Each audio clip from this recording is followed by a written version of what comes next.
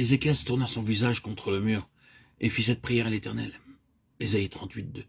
Je te délivrerai, toi et cette ville, de la main du roi d'Assyrie. Je protégerai cette ville. Ésaïe 38:6.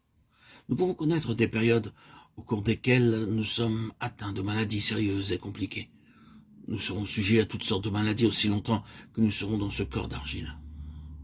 Mais nous pouvons revendiquer la protection de Dieu et son toucher de guérison. Je connais beaucoup de cas où Dieu a touché et guéri.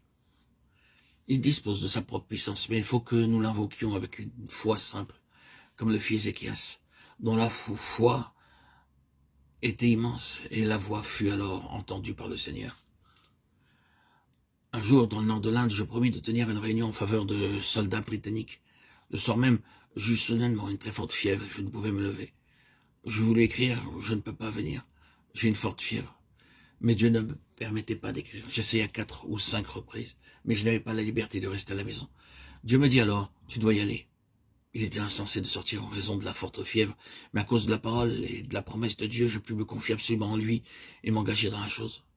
En dépit donc de la fièvre, je me rendis à la réunion et je ne cessais d'y frissonner. Ils chantèrent un cantique, puis un autre, et moi, je continuais à avoir de la fièvre. Puis vint le moment de parler, et tandis que je me levais, la fièvre disparut.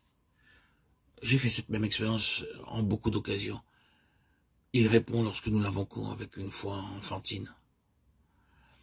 Ainsi témoigne frère Baxing. Frères et sœurs en Christ, bien-aimés, toutes ces épreuves servent à nous fortifier afin que nous puissions mettre toute notre confiance en lui.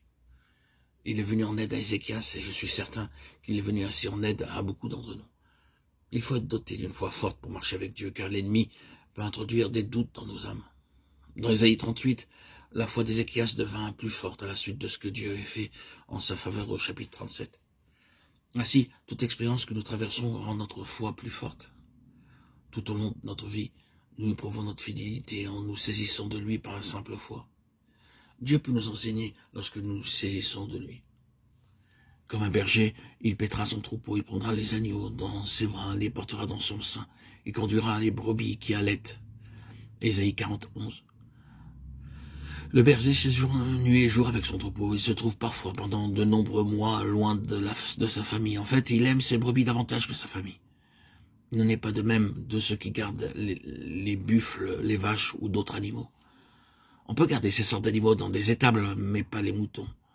Il est nécessaire de les surveiller nuit et jour. Comme les bergers ont beaucoup de brebis et qu'ils ne disposent pas de place suffisante pour les garder, ils les paissent tous ensemble pendant la nuit et ils les gardent à tour de rôle. Lors de la naissance du Seigneur Jésus-Christ à Bethléem, de nombreux bergers gardaient leurs troupeaux la nuit dans les champs lorsque l'ange leur apparut.